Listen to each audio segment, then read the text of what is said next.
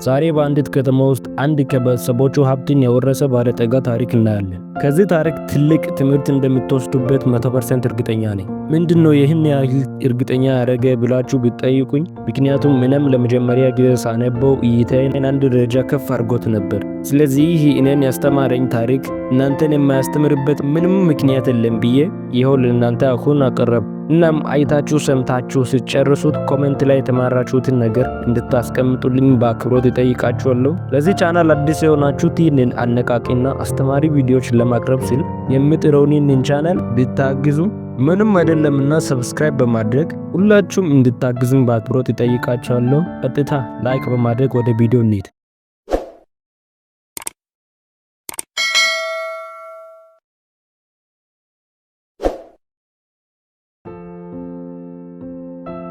በአንዲት ከተማ ውስጥ አንድ ከቤተሰቦቹ ሀብትን የወረሰ ባለጠጋ እንደነበር ይነገራል። ይህ ሰው የፈለገውን ያህል ወጪ በፈለገው ጊዜ ለማውጣት የሚያስችለው በቂ ገንዘብ ነበረው። ጥሩ ቤት፣ ጥሩ መኪና፣ የተሟላ ሁኔታ ነበረው። በዚህ ምቹ ህይወት ብዙ ዓመታትን ኖረዋል። ሆኖም ኑሮ የህይወት ድግግሞሽ አዙሪት ሆኖበታል። ይበላል፣ ይጠጣል፣ ከወዳጆቹ ጋር ይጫወታል፣ እበቱ ይገባል፣ ይተኛል፣ እንደገና ደግሞ ጠዋት ይነሳል።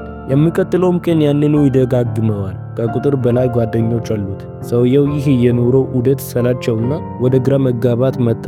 የስሜት ቀውሱ ሲበዛበት አንድ ቀን ራሴን አጠፋለሁ ብሎ ተነሳ።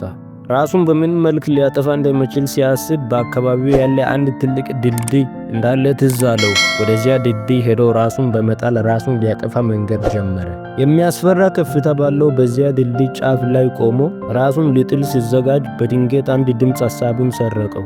የሚያሳዝን የሕፃን ልጅ ድምፅ ነው። ዘወር ብሎ ሲመለከት አንድ ሕፃን ተመለከተ።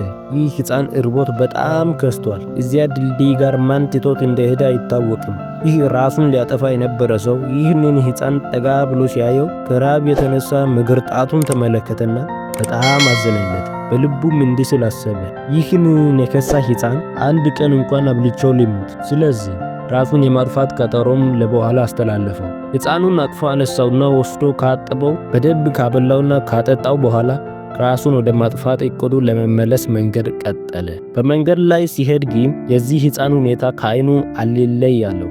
ደግሞ እንዲህ ሲል አሰበ፣ እኔ ከሞትኩ በኋላ ይህንን ሕፃን ማን ሊያበላው ነው? ገና በአንድ ቀን ምግብ ፊቱ መለስ ብሏል። ይህንን ካሰበ በኋላ ስላላስቻለው ሕፃኑን ትቶ ወደ መጣበት አካባቢ በመመለስ እንደገና ሊያበላው ወሰደው።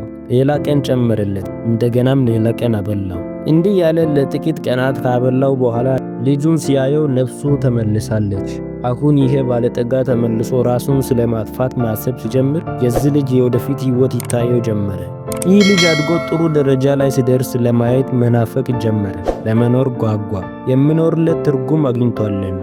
ከዚያም በኋላ ደግሞ ራስን ስለማጥፋት አስቦም አያውቅም። ሰው የሚከስረው ንግድ አልሳካ ስለው አይደለም፣ ራዕይ ሲያጣ ነው። ሰው ብቸኝነት የሚሰማ ብቻውን ሲሆን አይደለም፣ ራዕይ ሲያጣ ነው። ሰው ዝቅተኝነት የሚሰማው ከሌሎች ስላነሰ አይደለም፣ ራዕይ ሲያጣ ነው። ሰው ወዲህ ወዲያ የሚንከራተተው መንገዱ ሲጠፋው አይደለም፣ ራዕይ ሲያጣ ነው። ሰው በማይመለሱ ጥያቄዎች የሚሞላው መልስ ሲያጣ አይደለም፣ ራዕይ ሲያጣ ነው። ሰው ስራ የሚያጣው ስራ ሲጠፋ አይደለም፣ ራዕይ ሲያጣ ነው። ቅዱስ መጽሐፉም እንደሚለው ራዕይ የሌለው ሕዝብ ይጠፋል።